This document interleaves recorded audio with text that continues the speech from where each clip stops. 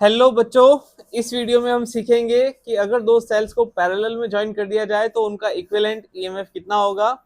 यहाँ अगर बच्चों आप ध्यान से देखें तो बी से जो है करंट आई निकल रहा है और ये आगे जाके दो पार्ट में डिवाइड हो रहा है।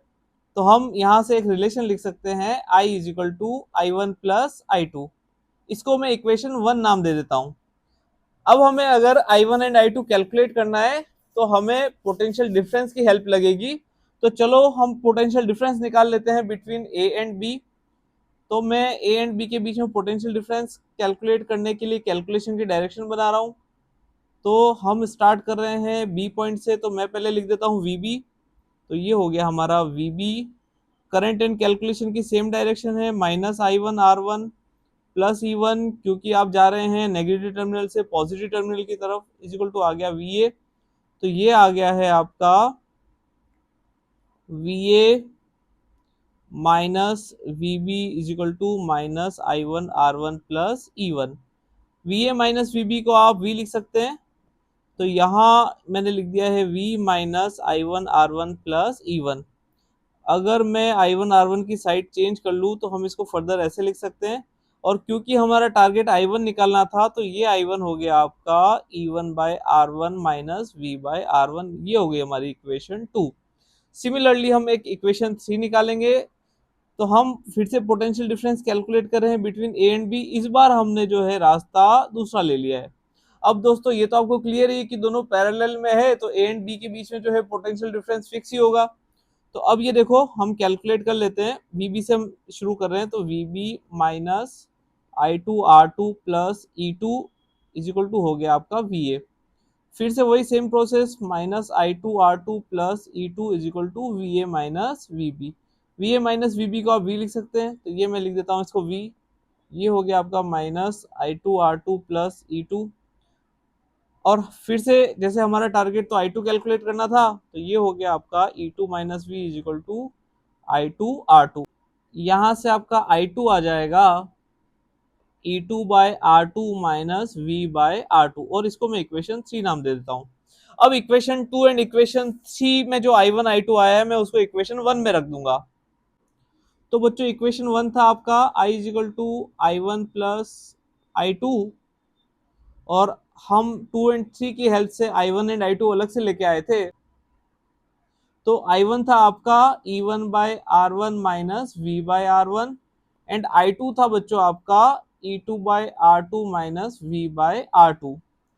अगर मैं इसको थोड़ा और सिंप्लीफाई कर दूं तो ये हो जाएगा E one by R one plus E two by R two minus V by R one minus V by R two.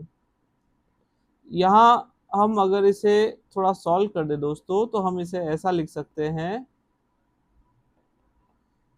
और मैं यहाँ v कॉमन ले रहा हूँ। ये हो जाएगा one by R one plus one by R two. Further simplification कुछ इस तरह से होगा, ये हो जाएगा आपका R one plus R two by R one R two.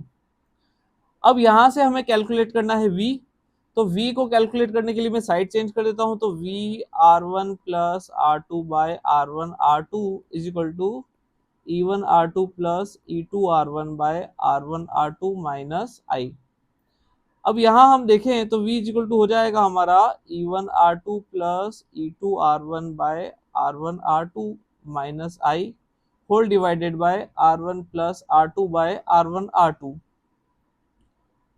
अगर हम इसे थोड़ा और सॉल्व कर दें तो ये हो जाएगा E one R two plus E two R one by R one R two by R one plus R two by R one R two minus I by R one plus R two by R one R two. अगर हम final stage में चले जाएं अब यहाँ पे तो ये हो जाएगा बच्चा, ये R one R two into R one R two by R one plus R two, और ये हो गया कैंसिल। ये आ गया है यहाँ पे आपका minus I R one R two by R one plus R two. अब ये यहाँ आप देखिए तो इसको हम लिख देंगे बच्चों ई इक्विवेलेंट, और ये आ गया आपका आर इक्विवेलेंट। तो बच्चों हमने कैलकुलेट कर लिया है ई इक्विवेलेंट, तो ई इक्विवेलेंट हो गया है हमारा E one R two plus E2R1 by R1 plus R2 and R equivalent हो गया है हमारा R1 R2 by R1 plus R2। बच्चों इस डायग्राम में हम देख रहे हैं कि दो सेल्स पैरेलली कनेक्टेड हैं एंड उनका internal resistance R1 and R2 है। ध्यान देने वाली बात यह है कि यहाँ पे एक एक्सटर्नल रेजिस्टेंस भी है। इस केस में आपका जो इक्विवेलेंट ईएमएफ होगा ई इक्विवेलेंट वो हो जाएगा आपका E1 R2 plus E2 R1 bye R1 plus R2। अगर हम बात करें टोटल रेजिस्टेंस की तो रेजिस्टेंस जो टोटल होगा वो हो जाएगा आपका R1 R2 by R1 plus R2 plus capital R।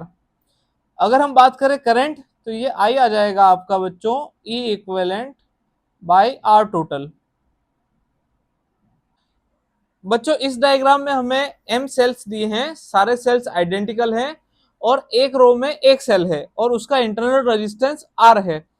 अब इस केस में आपका इक्विवेलेंट ईएमएफ जो होगा वो हो जाएगा आपका कैपिटल E। अगर आप R टोटल की बात करें तो R टोटल जो होगा आपका वो आएगा आपका R plus R by M. तो यहाँ आपका करंट हो जाएगा I is equal to E by R plus R by M. इस डायग्राम में हम देखें तो हमें m रो दी है, तो टोटल नंबर ऑफ रो जो है वो m है और आपको हर रो में n ईएमएफ दिए हुए हैं। ये जो आपका सेल्स हैं ये टोटल आपके n है। तो इस केस में आपका इक्विवेलेंट ईएमएफ जो होगा ई इक्विवेलेंट वो हो जाएगा एन ई। अगर हम टोटल रेजिस्टेंस की बात करें तो आर टोटल जो होगा आपका वो हो जाएगा आपका N R by M plus capital R. अगर आप यहां करंट निकालना चाहें तो आई होगा आपका I is equal to N E by N R by M plus capital are.